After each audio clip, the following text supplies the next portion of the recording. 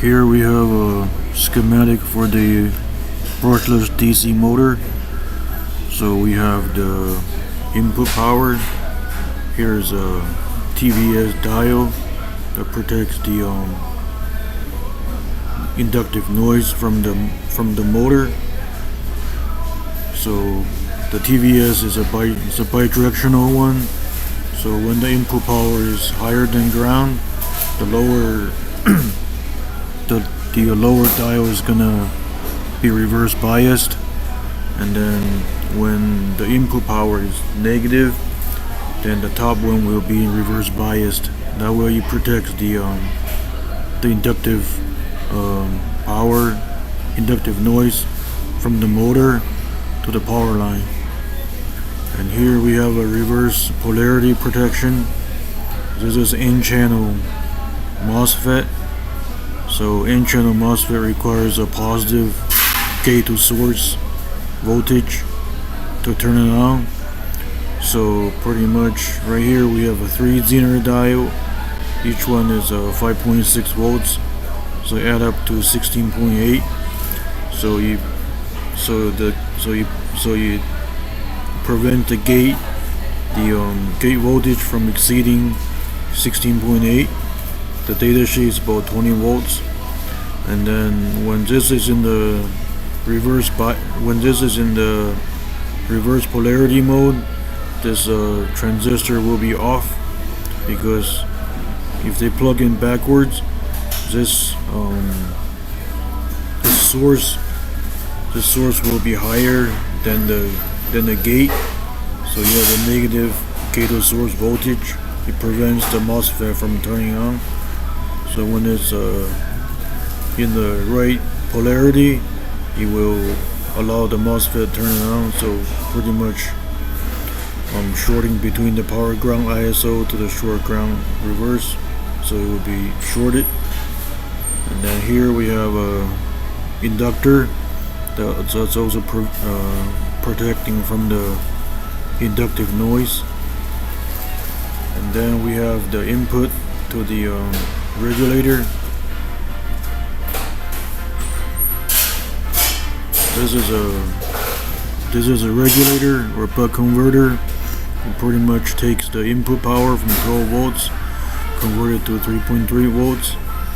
And then we have right here we have a protection.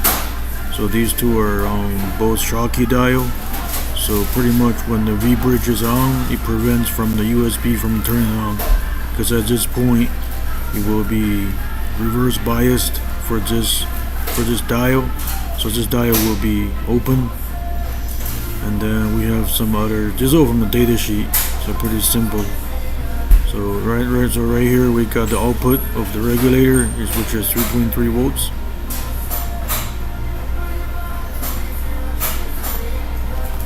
Here we have a 3-phase inverter bridge and gate driver. So pretty much the MCU is going to be pulsing through PWM to the input, to these inputs of the bridge, and then output will be the sine wave. And then these are the 3 MOSFET, half bridge MOSFET. So at any given time, only 2 will be on, the other one will be off. So, and then one will be to the high side, one is going to be to the low side. So depending on the pulsing sequence, only one half bridge high side will be on, and the other low side will be on. And there's always one off. So right here we have a dual shunt. So right here we have a shunt resistor here. So these two will give you the current of the phase A and B, and then phase C you can calculate it by just do a simple math, because all 3 phase current has add up to 0. And then right here we are measuring the back-emf. So we have the motor voltage, and then so we step down the voltage That way the MCU can read it.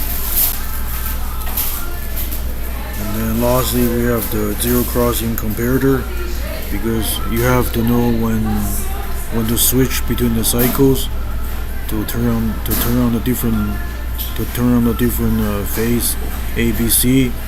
So the only way to do it is to detect the zero crossing for the un-energized coil, because at any given time only two coils are energized.